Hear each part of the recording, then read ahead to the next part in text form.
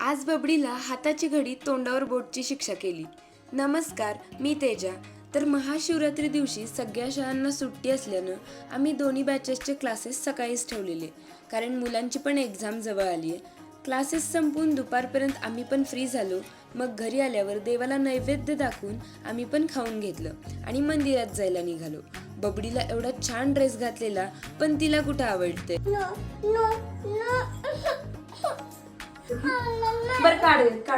शेवटी तिने कपडे बदलायलाच लावले.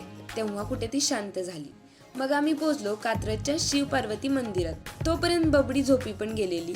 इथं पण दर्शनासाठी मोठी लाईन होती आणि इथं झालं असं की आम्ही भैयाला आमच्यासोबत थांबवलं आणि नंतर कळालं की ती लाईन फक्त लेडीजची आहे. बिचाऱ्या भैयासोबत आमच्यासोबत असल्यावर नेहमी असंच काहीतरी होतं. बऱ्याच वेळानंतर आम्हाला मंदिरात जायला मिळालं. मंदिराची सजावट तर खूपच सुंदर केली होती.